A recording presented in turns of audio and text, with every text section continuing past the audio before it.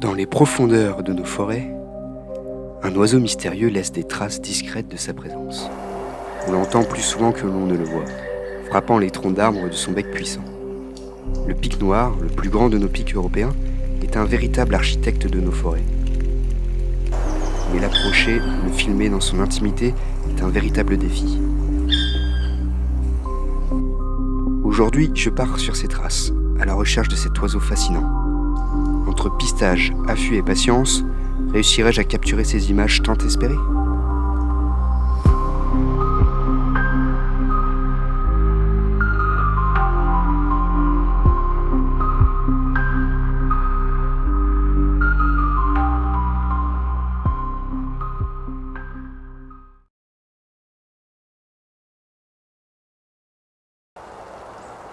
Le pic noir est un oiseau à la fois fascinant et mystérieux.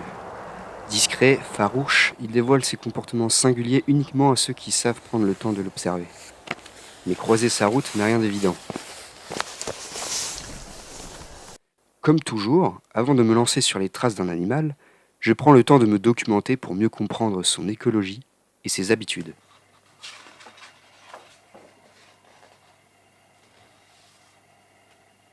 Je dispose de plusieurs ressources pour approfondir mes connaissances sur cette espèce. Des livres naturalistes, des études scientifiques et des sites internet spécialisés. L'objectif est de réunir un maximum d'informations afin de mettre toutes les chances de mon côté pour réussir à l'observer.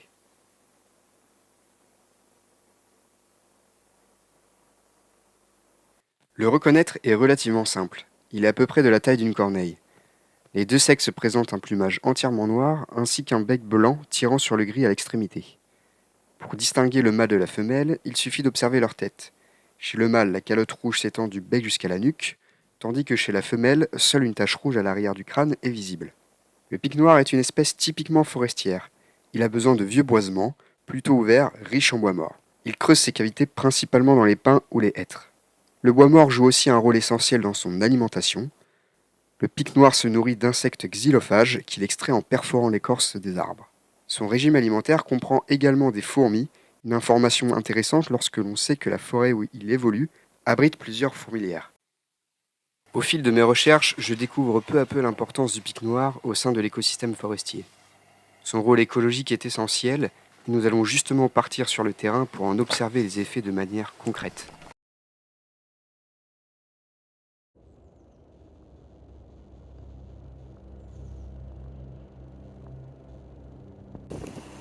Je n'avais qu'une seule idée en tête, observer cet oiseau.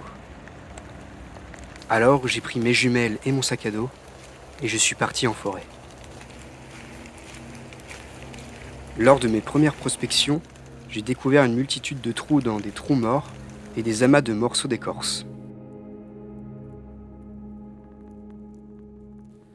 Ce sont des indices de présence du pic noir qui prouvent que je suis bel et bien sur son territoire.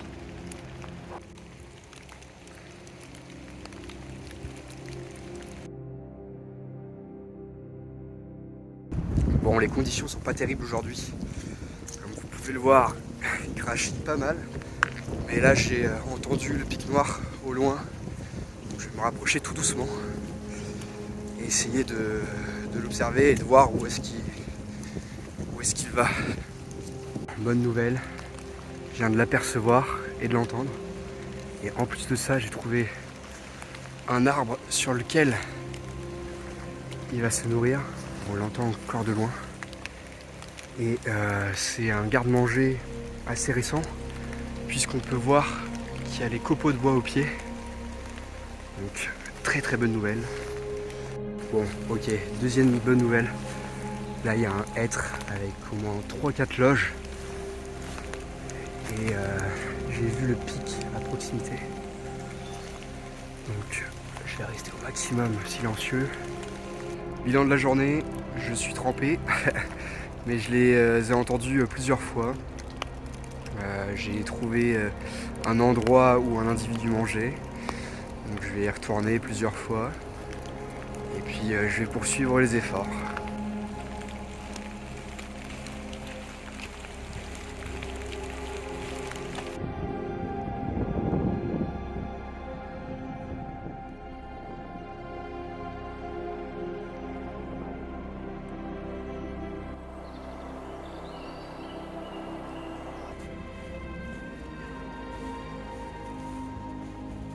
Alors la meilleure façon pour photographier le pic noir, c'est de trouver une loge dans laquelle il va pouvoir nicher. Alors une loge, c'est une cavité creusée par le pic chaque année dans un arbre. Donc, en l'occurrence, le pic noir, il préfère les vieux hêtres et les vieux pins. Pendant la période de nidification, la loge va permettre au pic de pouvoir couver ses œufs en toute sécurité, à l'abri des prédateurs. Je marchais tranquillement quand soudain j'ai assisté à une scène épique.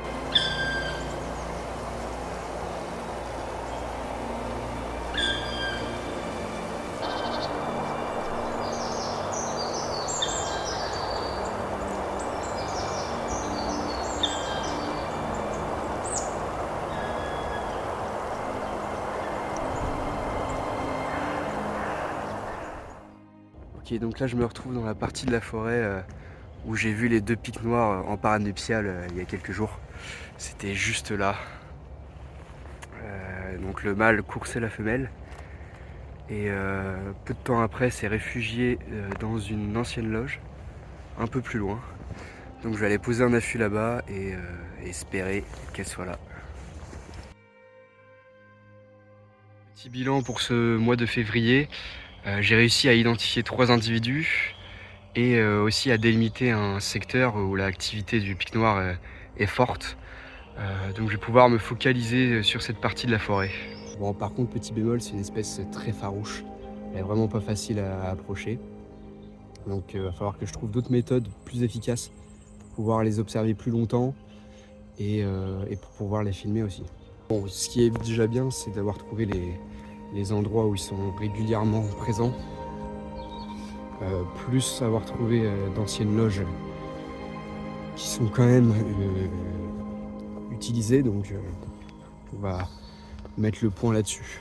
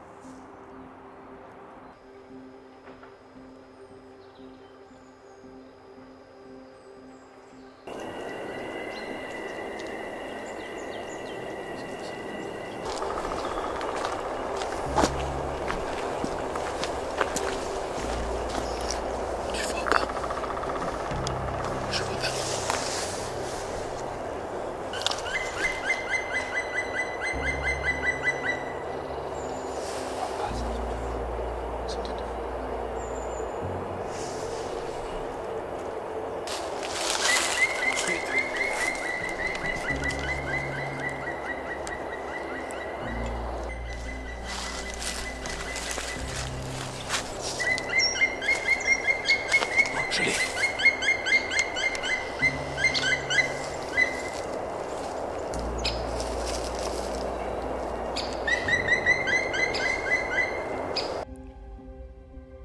Avec Maxence, on pense avoir trouvé un lieu de nourrissage souvent fréquenté par le couple. On a donc décidé d'y retourner les jours suivants, accompagnés de Romain. Le but était de poser un affût pour les filmer en train de se nourrir sans qu'ils nous voient. Malheureusement, les tentatives ont échoué, et j'étais dans l'obligation de trouver d'autres moyens pour parvenir à filmer les pics noirs.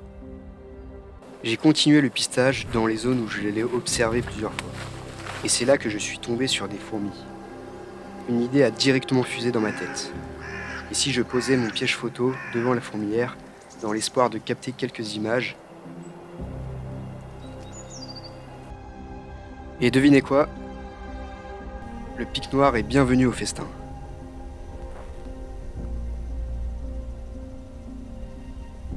Je ne savais pas encore que la pose de ce piège photo allait être une réussite. Et pourtant, je n'étais pas au bout de mes surprises. En repartant, le mâle est venu se poser à quelques mètres.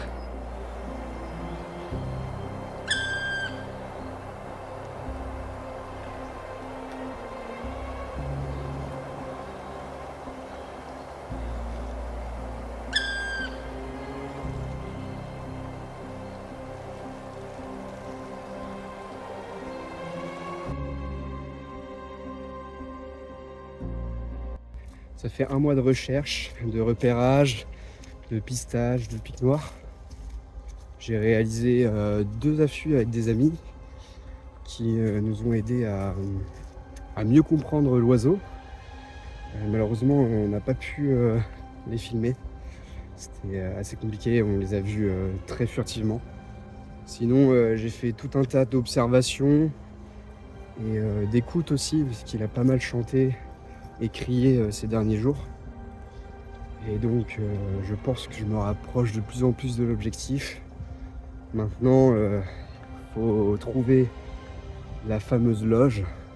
Et en fait, dès qu'on aura cet endroit, je pourrai réaliser un affût qui va me permettre de les photographier et de les filmer.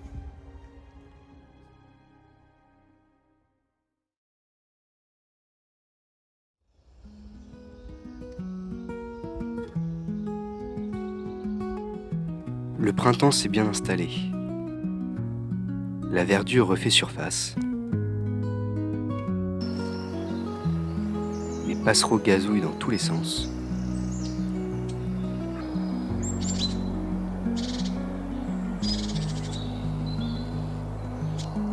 La vie passe son plein.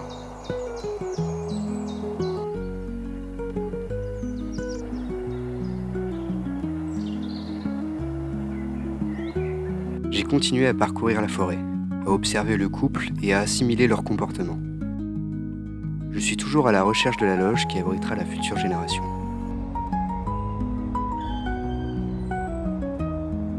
Un soir, alors que le jour s'effaçait doucement derrière les arbres, j'aperçois le mâle regagner une loge, revenant sans cesse, infatigable.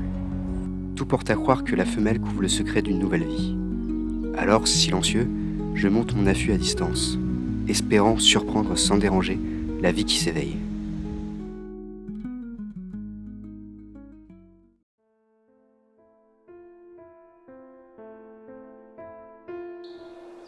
Après plusieurs jours d'ombre et de silence, la femelle montre le bout de son bec.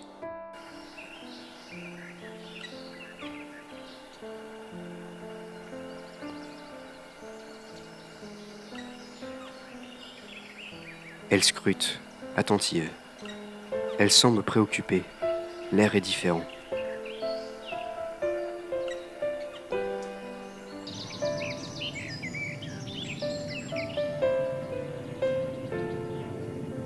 Le mâle ne s'est pas encore manifesté.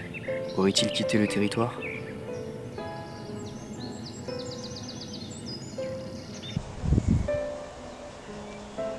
Dans le murmure des branches, quelque chose est sur le point de se produire. Le mâle revient enfin, silencieux, se posant avec prudence sur le tronc.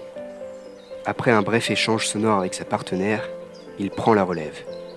C'est désormais à lui de veiller sur la nichée, tandis que la femelle s'éloigne pour reprendre des forces. Ainsi s'organise, jour après jour, la relève discrète mais essentielle du couple.